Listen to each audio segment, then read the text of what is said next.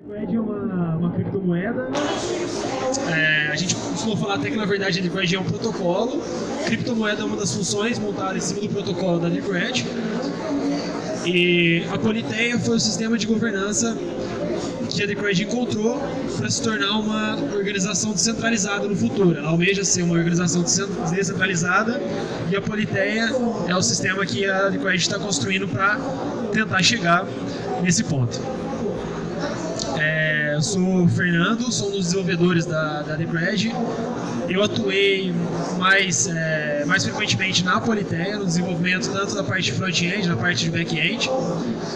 E se quiserem me achar no Slack da Decred, é esse username que está aí, que é basicamente meu nome mesmo, tudo junto, Fernando Bolaf.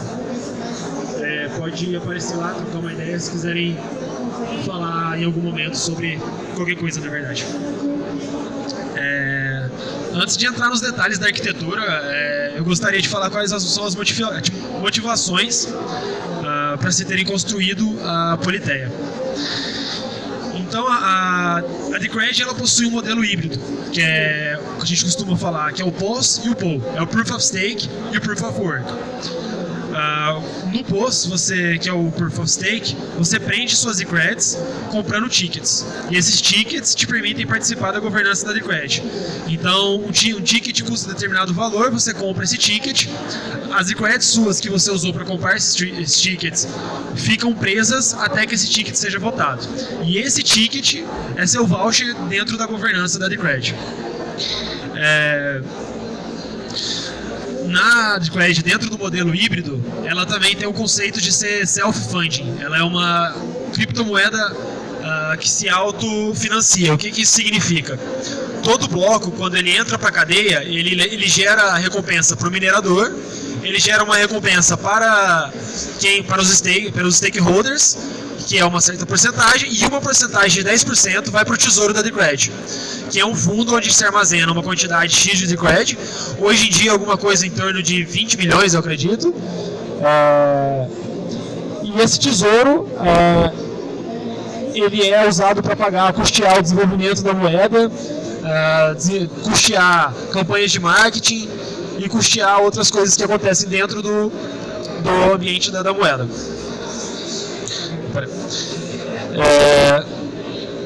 Deixa eu ver aqui rapidinho. O tesouro atualmente ele é controlado pelo time da Decred, quer dizer, uma grande parte do tesouro ainda está na mão, controlado pelo time que fundou a Decred. Então esse time que foi o fundador é ele que tem acesso a essa wallet, que vai poder distribuir os fundos para qualquer que seja o destino necessário, pagar desenvolvedores, pagar os contractors da Decred em geral. Então, a galera queria criar esse sistema da Politeia para pegar esse tesouro, que hoje em dia ainda é controlado, é centralizado, e colocar na mão dos stakeholders, que são as pessoas que têm os tickets e que podem usar esse tesouro para determinadas ações dentro da moeda. Por exemplo, você pode criar uma proposta que você quer criar algum site informacional sobre criptomoeda e você deseja fundos para isso. Esse site é posto em votação e os stakeholders podem votar nesse tipo de proposta. Isso também se vale para os pagamentos dos desenvolvedores. Tudo isso, a ideia é ser automatizado através da Politeia, para criar uma descentralização geral do projeto. Dentro dos objetivos traçados para essa plataforma que a Decred criou, era que ele fosse transparente, verificável, que ele tivesse versionamento e tivesse o mínimo de on-chain footprint. O que significa esse mínimo de on-chain footprint? A ideia é que seria o mínimo de dados possível armazenado dentro da cadeia. Por que isso? Porque se você armazena muitos dados dentro da cadeia, a cadeia começa a inflar, você começa a ter, os nós ficam muito pesados para rodar. Quanto mais pesados, mais custosos ficam de rodar esse nó, você tende a ter uma diminuição da quantidade de nó rodando naquela cadeia. E um dos fatores para você medir se uma cadeia é descentralizada é a quantidade de nós. Então, quanto menos nós, a gente acabava que perdia a descentralização da moeda.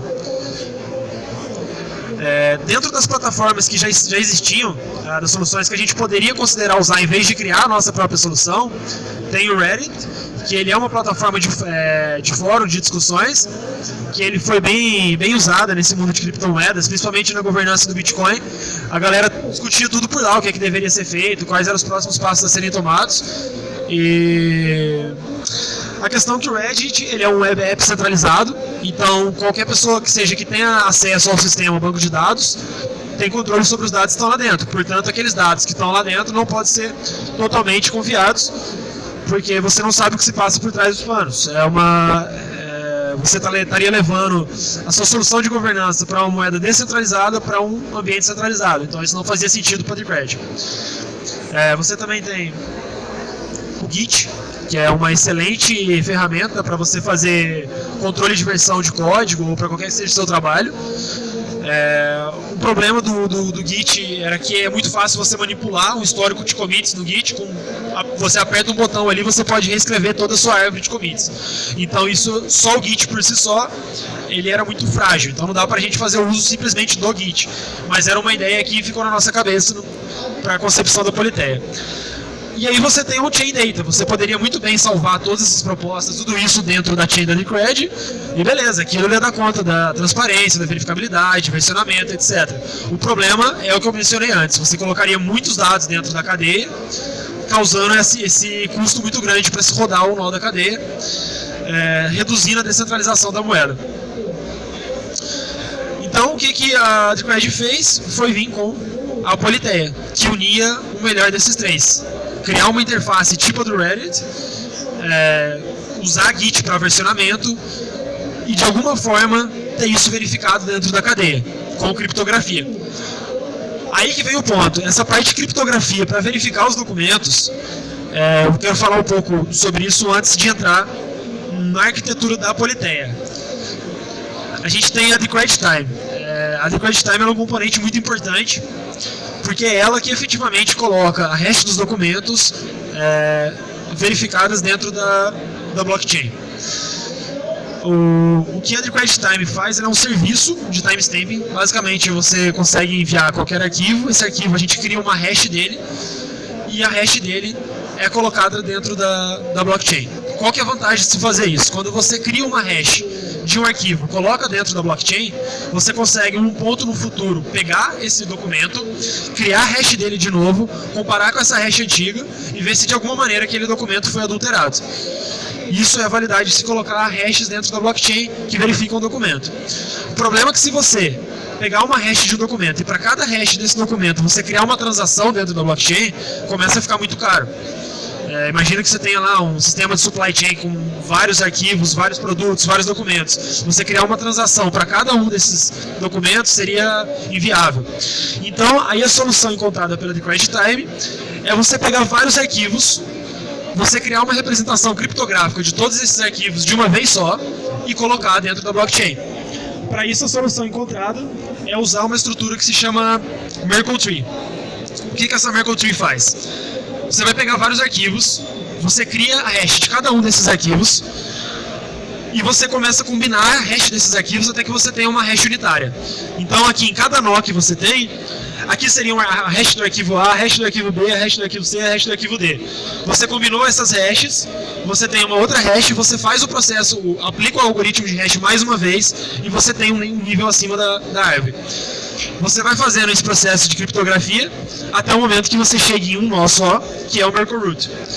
Esse Merkle Root é o que você efetivamente vai colocar dentro da cadeia da blockchain. O que isso significa? Que se você tiver a Merkle Path dessa árvore, que são as hashes que você tinha para criar essa árvore, a hash do seu documento e a transação onde você pode verificar que essa Merkle Root foi ancorada, você consegue comprovar que aquele arquivo estava naquele estado em determinado ponto no tempo. Tem um ponto interessante sobre hashes, por que são usadas hashes e não, por exemplo, o payload dos documentos. Você pode se perguntar, eu poderia muito bem pegar ali um base 64 e fazer esse mesmo processo. A ideia é que quando você tem a hash, você pega inputs de diferentes tamanhos. Por exemplo, eu posso pegar desde um vídeo MP4 que eu tenho um payload muito grande, até uma imagem com um payload muito menor. Claro, pode falar. Sim.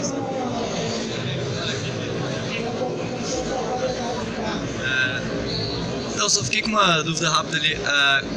Qual seria o critério para agrupamento de documentos para formar uma Merkle Root? Ou seja, ali tu usa 4 folhas, por exemplo, 4 documentos, né? Sim. Tá. Não tem um critério para agrupar eles e fazer uma root? Tá, você fala de critério para o agrupamento. Não, a ideia é que elas são combinadas de par. Não importa necessariamente a ordem com que você está usando. O que importa é que você tenha o Merkle Path depois, porque se você alterar a ordem com que elas são agrupadas, você vai ter um Merkle Root diferente. Por exemplo, se eu trocasse aqui a hash A com a hash C, daria uma Merkle Root diferente. Por isso que você precisa do Merkle Path. A ordem como a tree é montada é importante para você chegar no resultado esperado. É isso sim, tinha perguntado? Colocar virado pra lá. Beleza, mas depois eu posso explicar melhor também, se tiver mais alguma coisa. Bom, então, essa Merkle Root é o que vai ficar dentro da blockchain. O bom disso é justamente você manter a maior parte dos dados fora da cadeia e o mínimo possível de footprint dentro da cadeia blockchain. Agora a gente vai entrar um pouco mais na arquitetura mais aprofundada do que acontece dentro do software da Politeia. Essa aqui é uma visão bem estática da Politeia. Ela tem uma estrutura que a gente costuma falar de three-tier architecture, onde você tem a parte do cliente separada da parte do servidor, que é separada da parte de repositório de dados. A parte do cliente você poderia ver que tem a Politeia GUI, a Politeia CLI. A Politeia GUI nada mais é que um website para você interagir com o sistema. Você tem a Politeia www, que é uma API pública, que trata toda a camada de negócio que a Decred aplica em cima da Politeia, que são usuários e outras coisas que eu vou falar já sobre a Politeia www. E a Politeia D, que é o centro vamos dizer assim, a cozinha do sistema da Politeia. É aqui dentro da Politeia D que você vai receber os arquivos, você vai dividir ele dentro de repositórios diferentes e você também vai fazer o processo de ancoramento na Decred Time, na DSR Time. Então vamos lá, vou falar um pouco mais sobre a Politeia D. Ela permite que você receba a Politeia D, na verdade, a gente usa ela se você pensa na Politeia da maneira que a Decred usa, ela usa a Politeia D para você armazenar as propostas, os documentos, mas a princípio a proposta, que seria a principal entidade armazenada ali dentro. Mas a verdade é que ela é agnóstica com relação ao tipo de dado que você está armazenando. Se você até ler o código, você vai ver que lá dentro se fala de records, que são registros. Então você poderia usar a Politeia D para outros contextos que você precisa de timestamp, versionamento e tudo mais, aplicando o seu sistema, porque ela é agnóstica com relação a esses dados.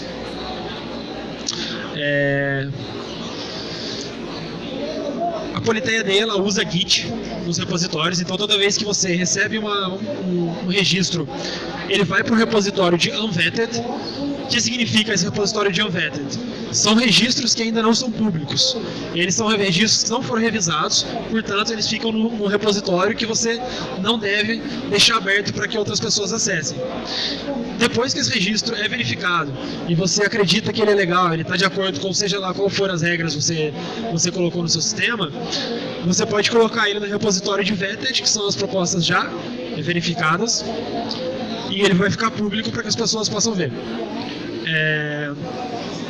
O que isso acontece dentro do seu sistema de arquivos é basicamente você recebe um registro, ele cria uma pasta dentro do repositório de unvetted e essa pasta vai armazenar tudo relacionado àquele registro seu.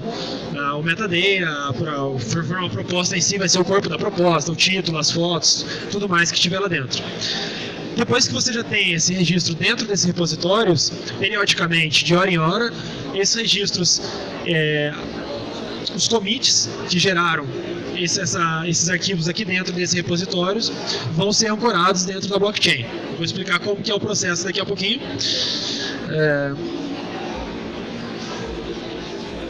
A Decred em si, para deixar mais transparente o que isso acontece dentro desses repositórios, o repositório de vetted, que é o repositório público de propostas, a gente coloca ele no GitHub, então você consegue acessar o repositório e ver todas as propostas que estão lá pelo repositório do GitHub. Mais uma coisa importante legal de se falar sobre a Politeia D é que toda vez que você executa ela pela primeira vez, ela gera uma identidade. Essa identidade é uma chave pública, uma chave privada, que ela vai usar essas chaves para assinar os registros que ela receber. Então toda vez que ela receber algum registro, ela assina esse registro e manda de volta para quem que chamou isso, para ter uma verificação de que ela recebeu aquilo. Beleza, agora eu vou falar um pouco sobre a Politeia www. A Politeia www, ela é a API pública que vai interagir com a Politeia D. A Politeia D, ela não deve ficar exposta para a internet. Ela tem contato apenas com a Politeia www, e a Politeia www é quem vai se comunicar com os clientes que tiverem na internet. A Politeia www basicamente ela armazena os dados dos usuários. Ela lida com a questão do paywall, que é a regra de negócio que a Decred colocou dentro da Politeia. Então toda vez que você entrar dentro do site da Politeia, o proposals.decred.org, para você participar das propostas, mandar propostas, participar de comentários, você tem que pagar uma taxinha, que atualmente é 0.1 Decred. Isso foi feito para prevenir spam, prevenir pessoas que vão meio que tomar atitudes não legais ali dentro da plataforma. E aí, na hora de submeter proposta, você também precisa de gastar mais 0.1 de credit para cada proposta que você deseja submeter. A ideia é a mesma coisa, evitar spam e evitar atitudes maliciosas dentro da plataforma.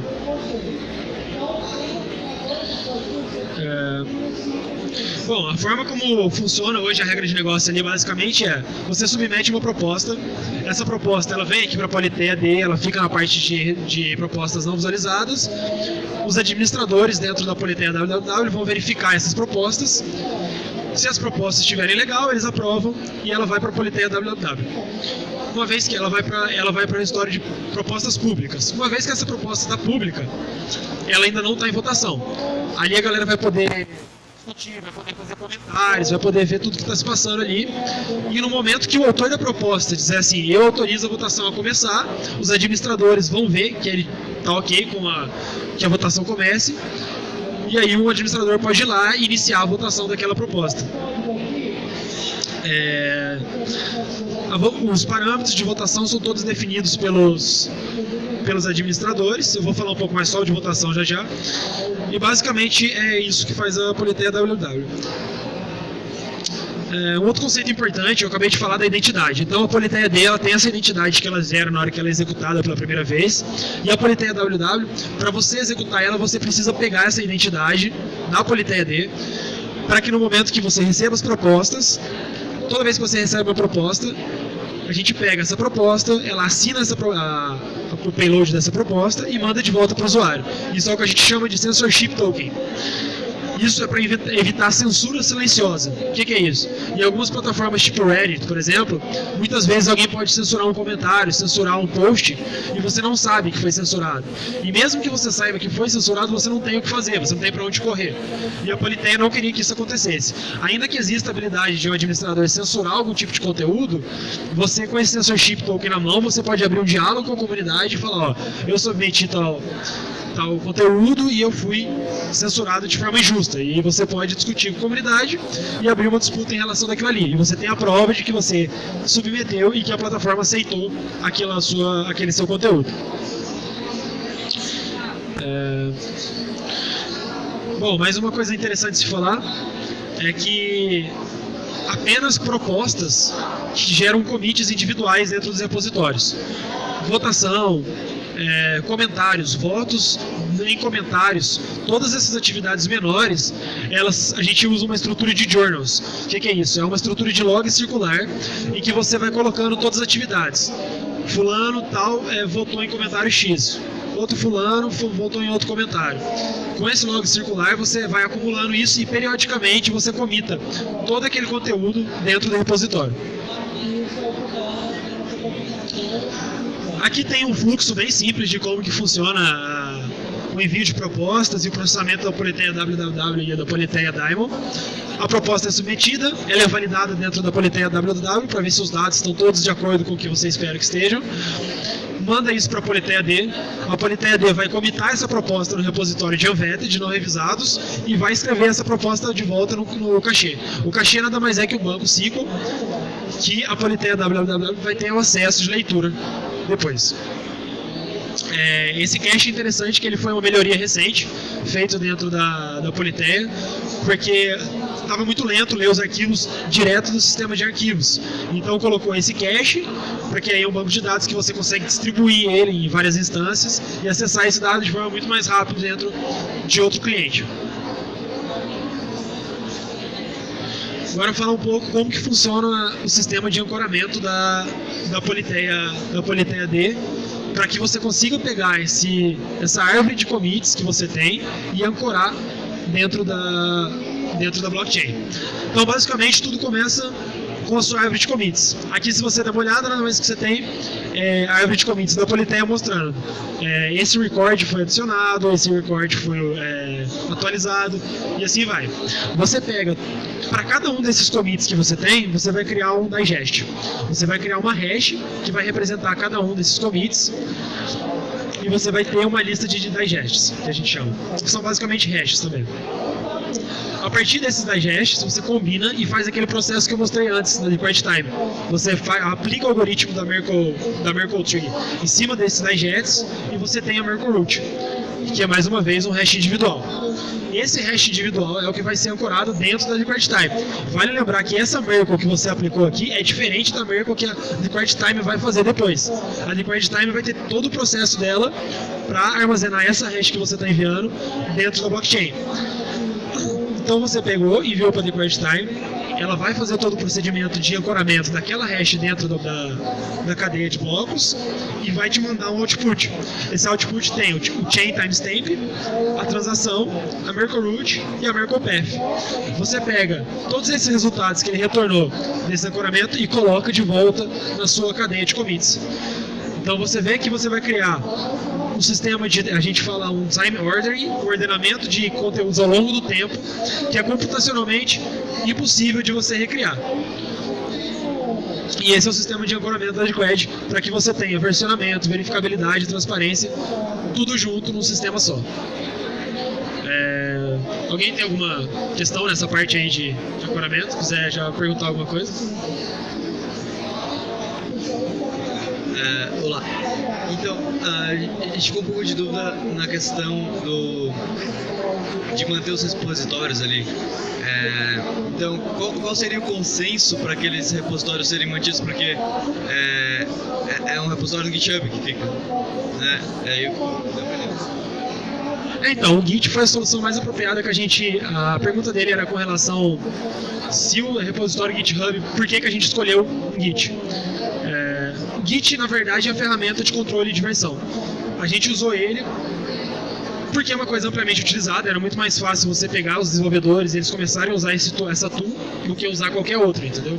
Então foi mais uma questão de conveniência, eu acredito, nesse princípio, para ter esse versionamento. E tem um ponto interessante, agora que você me falou, eu lembrei de uma coisa. A maneira como... Se você olhar os commits que o Git gera, todo commit, ele gera uma hash dentro do commit ali. Essa hash, ela é uma representação dos arquivos que você tem de uma maneira muito similar ao que faz uma Merkle. Então aquela hash ali está representando seus arquivos. Então isso é muito importante, porque essa hash que você tem aqui antes de calcular o digest, ela já representa seus arquivos ali. Então se você alterar seus dados de alguma maneira, você não vai ter uma hash igual no commit e você vai quebrar todo o sequenciamento de verificabilidade. Bom, eu vou passar um pouco para a votação. A votação ela é feita off-chain, então todos os votos são armazenados fora da cadeia. E da mesma maneira que é armazenado comentários e outras coisas na Politeia, são plugins associados à Politeia D que armazenam esses votos e periodicamente são comitados também nos repositórios. A votação hoje em dia você pode fazer através da wallet da Decred, ou você pode fazer também através de uma tool que foi escrita em Go, command line, que é o Politeia Voter. Bom, aqui são os trade-offs do desenvolvimento da Politeia, o que a gente deixou, o que a gente trouxe de bom e o que a gente não conseguiu chegar lá ainda. os prós, a gente conseguiu chegar no ponto em que realmente a gente tem um sistema versionado com o uso do Git, a verificabilidade através de ancoramento na Adequate Time e a transparência com os repositórios de VET e de UNVET. Os vetórios públicos ficam disponíveis hoje em dia dentro do GitHub e qualquer um pode acessar esses dados de uma maneira bem simples. Aí quais são os contras, né? A gente não tem uma performance muito boa, principalmente pelo uso do Git no back-end. O Git ele é bem lento para você pegar um dado, criar um commit. Acaba que você tem um bottleneck do uso do Git ali dentro. Isso é uma coisa que a gente está trabalhando, a gente tem pensado em algumas outras soluções possíveis, mas por enquanto é usado o Git e a gente tem esse bottleneck de performance. Outra coisa que ainda a gente precisa trabalhar bastante é o gerenciamento da identidade do usuário. Hoje em dia a gente não tem uma UX tão legal, porque quando você entra na Politeia, é gerado no seu browser mesmo é gerada uma chave pública, uma chave privada. Essa chave pública é enviada para o servidor. E toda vez que você vai acessar a Politeia, você precisa de uma chave que esteja ativa para você conseguir enviar comentários, enviar propostas, enfim, tudo isso. E esse gerenciamento é meio chato ainda, porque às vezes você sai do browser e entra no seu celular, você tem que gerar uma nova key. E tudo isso a gente está trabalhando para que a gente consiga trazer mais privacidade e menos essa trabalheira para conseguir administrar suas chaves. As melhorias futuras que a gente pensa em trazer para a Politeia é a performance, tanto é que o cachê que a gente colocou já foi pensando nisso. E a UX, né? A Politeia atualmente está passando por um processo de redesign. Se você entrar no GitHub, você consegue ver umas telas bonitas que a galera do design está fazendo. E a performance também está sendo trabalhada no back-end para melhorar toda a distribuição do banco de dados, do cache, o acesso de dados ser bem mais rápido. E a gente também está, como a gente lançou recentemente, faz alguns meses só, a gente está cada vez mais adicionando os feedbacks que a comunidade vem passando para a gente. Ao longo do tempo a gente pensa em melhorar, aumentar a descentralização, talvez você poder rodar múltiplas instâncias da Politeia e elas manterem sincronia, de tal forma que você não tenha um servidor só rodando tudo aquilo e aumentar a descentralização do sistema de governança. E o tesouro hoje em dia, que você ainda depende de uma pessoa ir lá e fazer o trabalho manual de enviar esses fundos para as propostas que são aceitas ou para os contractors, a gente poder adicionar um sistema similar ou de smart contract ou muito similar para poder fazer a liberação dos fundos de uma maneira automatizada, desde que ele encontre todas as precondições desejadas para a liberação daquele fundo. Eu acredito que eu passei todos os pontos que eu queria falar sobre a Politeia. A gente tem um longo caminho até chegar onde a gente quer com a governança da Decred, mas cada vez mais o lado, vamos dizer assim, teórico da governança, ele vem evoluindo e conforme a comunidade entende mais como ele quer melhorar aquela governança, o sistema da Politeia acompanha isso, traduzindo em código toda a governança que a gente quer aplicar. Então é isso, obrigado. Se tiverem algumas questões, podem falar. O Matheus quer adicionar uma palavrinha aqui, peraí. Tem um rapaz que está com vergonha de fazer uma pergunta aqui, então vou fazer em nome dele. O back-end do Git, né, os dados de back-end do Git, eles são depois feito backup disso em algum lugar, onde e com que frequência? Se é um push síncrono ou assíncrono, quando alguma mudança é efetuada no Politeia AD, como que é esse processo? Bom, vamos lá, eu vou falar do que eu sei do que é feito de backup atualmente. O repositório público, ele é puxado para o GitHub de forma manual. Então, basicamente, a gente tem o sysadmin, que vai pegar esse repositório de propostas públicas e vai dar um push para o GitHub. Isso vai estar lá na nuvem do GitHub. E essa é a principal forma de backup do repositório público. O repositório de propostas não públicas, o UNVET, que fica dentro do sistema, eu acredito que existe um backup feito por parte do administrador do sistema, o sysadmin, que é o que faz sentido. Mas, por enquanto, é feito de maneira manual. Ele mesmo vai fazer esse backup dos dados e vai garantir que os dados estão feitos no backup. Na verdade, a gente está trabalhando para que isso seja automatizado, ou o cache que a gente acabou de adicionar, ele é um banco SQL, então vai facilitar muito você fazer o backup daquilo, que você pode pegar um snapshot daquele banco ali, e depois, se você tiver algum problema, você pode usar aquilo para recriar seu sistema de arquivo. Então, só para entender bem aqui, na verdade o que acontece é que, como você tem um cache, esses seus dados não estão necessariamente todos já comitados no seu Git, correto? E aí você precisa do sysadmin porque ele precisa primeiro garantir que todos os dados estão sincronizados no Git para só depois ele dar um push. Seria algo nesse sentido. E aí por isso você não tem um push sendo feito, sei lá, de forma temporizada ali por causa disso. Na verdade, não é bem isso. Quando a gente tem dois tipos então de conceito. As propostas, quando elas são enviadas, elas são imediatamente comitadas para o repositório. Ela só recebe o ok ali do back-end no momento que ela foi comitada. Tanto é que ela é um processo lento. Você enviar uma proposta, você vai ver que a Politeia demora um pouquinho, porque ela está fazendo um commit daquela proposta dentro do repositório Git. Então, ela só vai ser escrita no cache no momento que ela estiver dentro do repositório. O que não significa que ela já foi ancorada no blockchain, porque o ancoramento ele é feito de maneira periódica. Então, a cada 1 hora, ele vai pegar todos aqueles commits que não tinham sido ancorados e vai fazer o ancoramento lá dentro da cadeia. Então, ele pode ser que você tenha dados no cache que não foram ancorados, mas já estão no repositório. Isso vale para propostas. Se você pegar comentários, votos em comentários, votações, eles não são diretamente comitados no repositório do Git. Eles vão para um journal, que é aquela estrutura de log circular, que de hora em hora é comitado dentro do GitHub. Então você pega lá um tanto de comentário, um tanto de voto que aconteceu, e você cria um commit só dentro do repositório Git. Isso é justamente para você diminuir a latência do processo do Git. Você diminuir ali a força que você está colocando e diminuir a latência do sistema de uma maneira geral.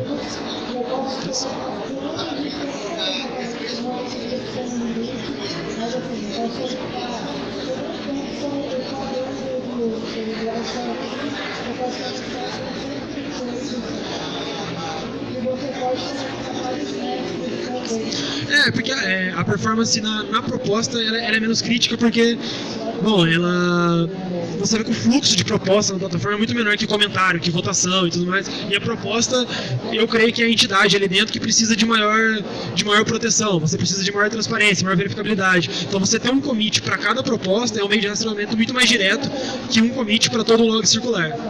Então eu acredito que seja por causa disso. Até porque, se você pensar em votação, votos, comentários, eles são um plugin. Eles não fazem parte do core da Politeia D. Eu vi algumas mensagens, mas eu não sei se internamente foi conversado isso.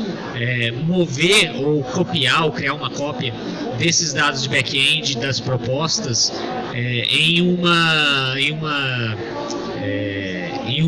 storage distribuída, no Filecoin, IPFS, exatamente. Sim, foi pensado. Na verdade, o Marco, ele é o líder de desenvolvimento da Politeia e ele estava discutindo até com o Luke, ainda está naquele estágio de discussão do Slack, né? Não existe, pelo que eu me lembro, não existe ainda nenhum issue formalmente criado no GitHub, mas a gente considera sim, você até falou, tirar o Git e colocar um sistema distribuído de armazenamento.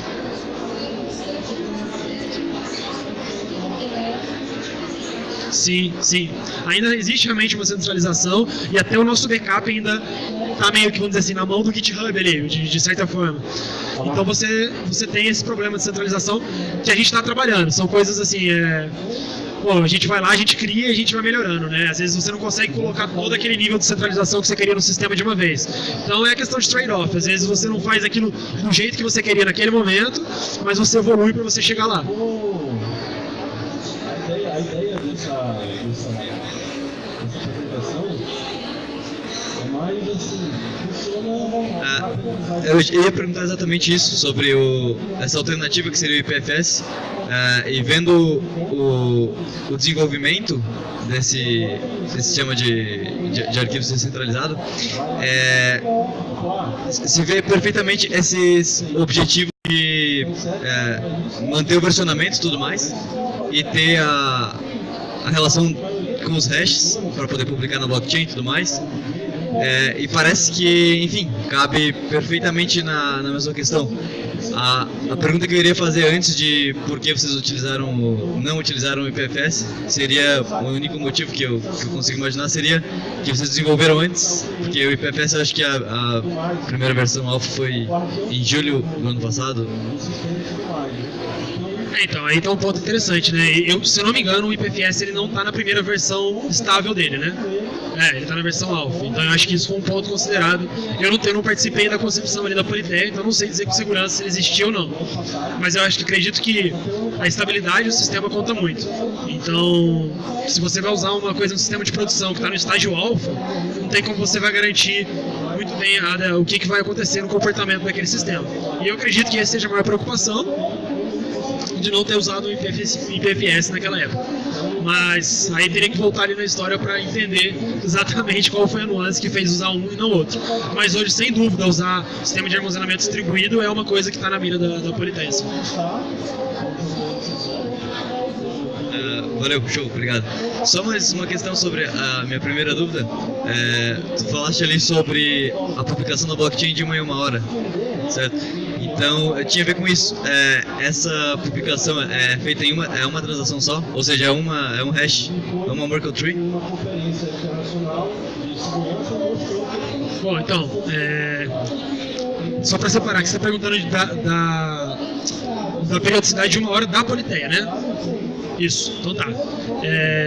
Em cada 1 hora, a Politeia vai pegar todos os commits que não foram ancorados, vai fazer uma Merkle Tree com a hash daqueles commits, o payload, o digest daquelas hashes. Então, basicamente, pega os commits, aplica para cada um desses commits mais um algoritmo de hash. Você tem uma hash para cada um dos commits, cria-se uma Merkle Tree em cima da hash desses commits, e a Merkle Root disso é enviado para a Decred Time.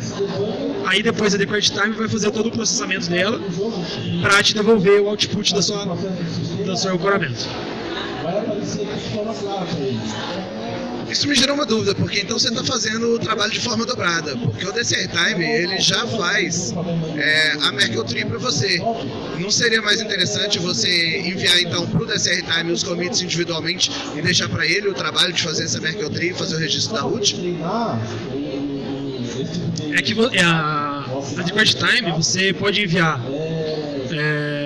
É um digest que você envia para ela, né? Então, na verdade, não dá para você pegar aqueles commits de uma forma raw, ali, de uma forma crua, e enviar para elas, que ela só trabalha com esses hashes. Então, você precisava de alguma maneira de passar para ela uma hash que represente esses commits, entendeu? Então, a hash de cada commit você está falando. Tá, entendi o que você está querendo me dizer. Você poderia fazer, é viável que você mande a hash de cada commit e deixar ele incluir na Merkle Tree principal. A razão disso não ser feito é interessante, é uma pergunta boa. Eu preciso pensar e ver aqui, voltar na documentação do código lá que eu já li alguma vez, que com certeza tem um motivo ali dentro, mas eu vou te responder depois com mais calma sobre isso, beleza? Eu sei, pô. O público aqui é selecionado.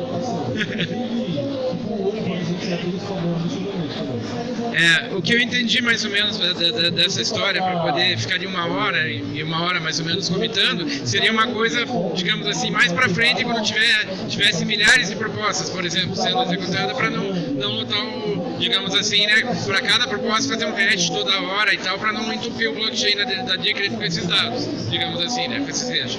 Então, por exemplo, vamos supor agora no começo, eu peguei e criei uma proposta hoje. Criei uma proposta, tal, dali 1 hora passou dentro desse diamondzinho lá, ele vai lá e usa o DCR Time e ancora ela, beleza?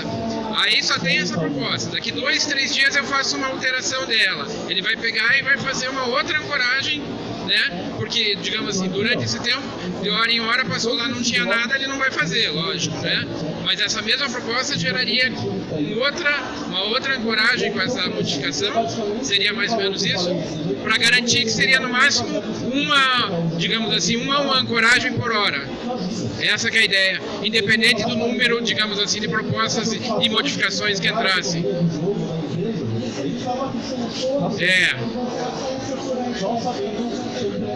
Sim, a ancoragem ela é feita de 1 hora de todos os commits que não foram ancorados. Até só para voltar aqui, vou pegar o link na sua pergunta. Eu acho que assim, o motivo mais razoável que vem à minha cabeça de pensar isso é realmente diminuir o footprint que você está mandando para o blockchain.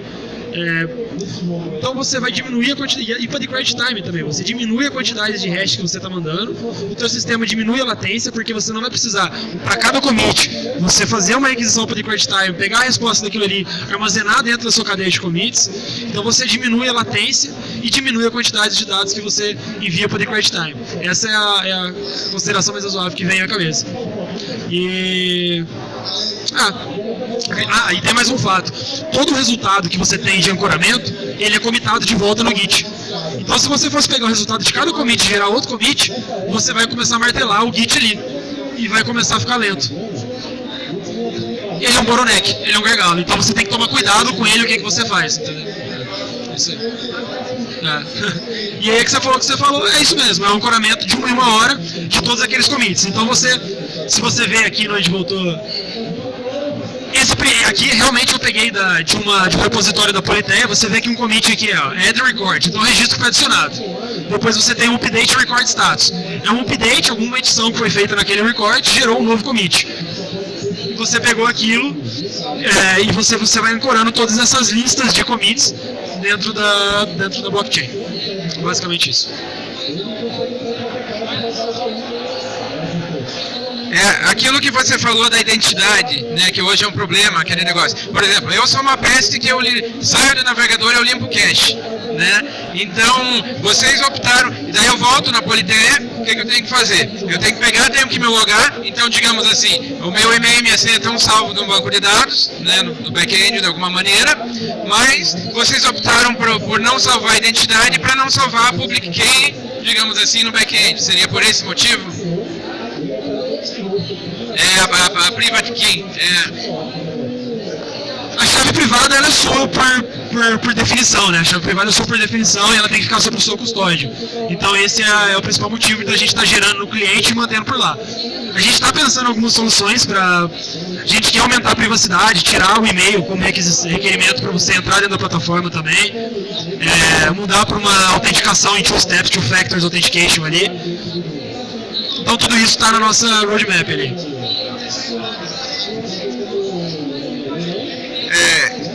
Por que não usar a própria carteira e uma chave privada gerada pela carteira, então derivada da sua seed lá, né, como identidade? Por que gerar uma identidade separada da Politeia?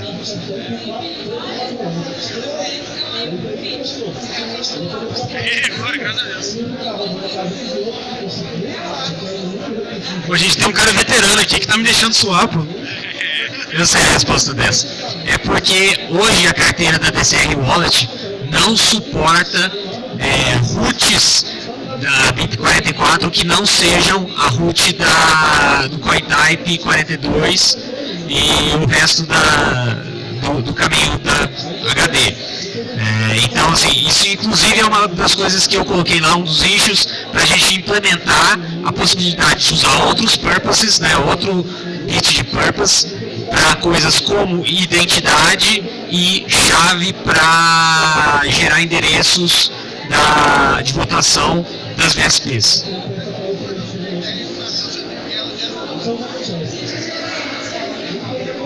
Acho que então vamos encerrar a pergunta. Se a gente quiser ficar discutindo, trocar uma ideia aqui, a gente junta aqui, pode fazer uma roda e conversar.